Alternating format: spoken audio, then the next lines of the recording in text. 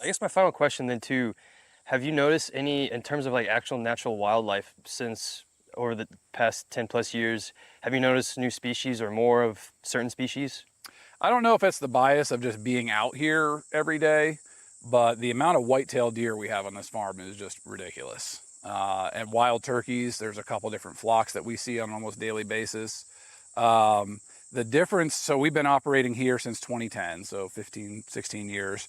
The mountain farm we've had for 5 years and really only been operating on it for 3. The difference between the number of wildlife we see here to up there is quite notable. Because we're growing a lot of forage in the woods that my joke is I have the largest deer food plot in Shenandoah County because we have all this barley growing in the fall and there's just deer in there eating it. And I don't even hunt deer anymore. I just shoot them off the gator while I'm doing chores if I want to harvest some deer. Yeah, and visitors to the farm have remarked at the number of squirrels that we have. We have a huge amount of squirrels here. And I think that's from us having the pigs there and getting more food going in the forest in a year-round type of perspective, as opposed to just the 1 month in the fall when all the acorns fall. Yeah, because the reason why I asked that, I always go back to Will Harris, his book, A Bold Return to Giving a Damn. He always talked about there how growing up there was all kinds of species, but then doing the conventional route, he was very extractive. And then once he finally switched to regenerative, noticing, he just had the wake-up call of noticing all these species that he used to have and realizing that they were all gone. So Yeah. it's just really interesting too, as you're working harmonious with nature with that, then you're bringing back the natural wildlife. Yeah, we're seeing ponds full of ponds that we built like up on the mountain. Things got like 10,000 frogs in it. And so those were amphibians that wouldn't be there without it. Turtles, a lot of box turtles in the woods with the pigs. We've seen them in with the pigs. They seem to be fine together. So, nature will tell you if what you're doing is kind of harmonious with what else is going on by the amount of plants that are growing, the wildlife that you'll see in it.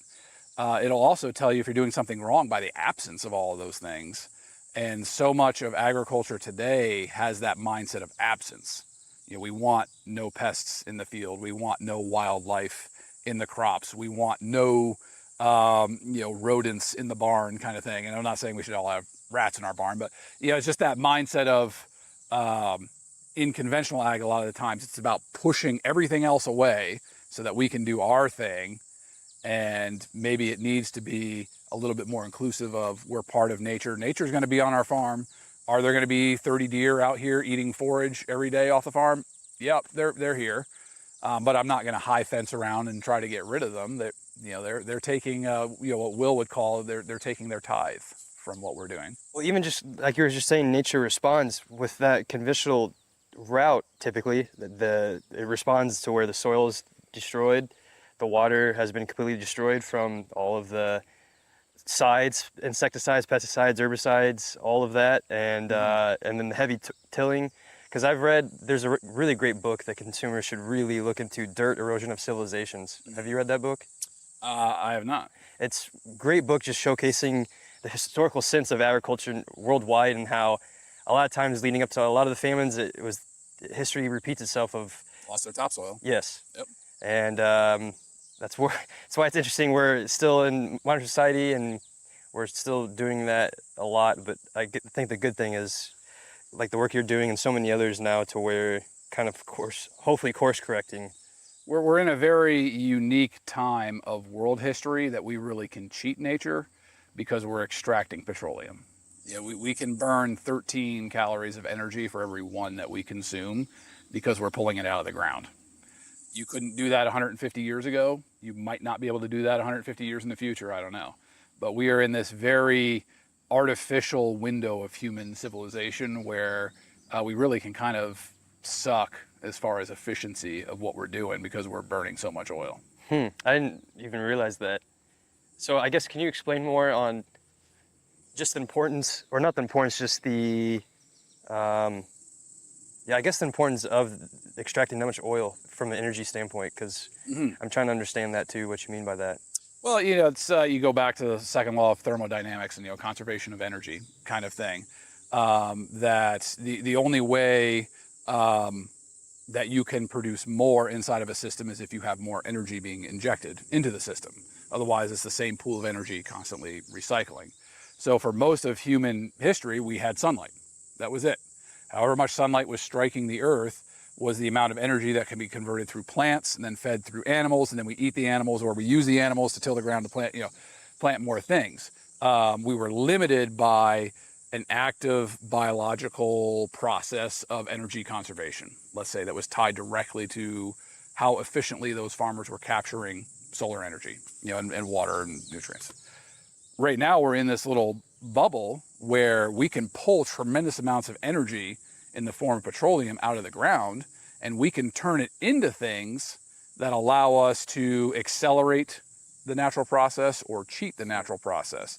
So we can grow crops. We don't even really need topsoil. I mean, look at hydroponics, let's say, or vertical farming in these buildings is kind of the ultimate iteration of energy inefficiency, that we don't even need the sun anymore. We're just going to burn coal or oil or natural gas and create an artificial environment to vertically grow tomatoes or lettuce in an Amazon building in New York City kind of thing.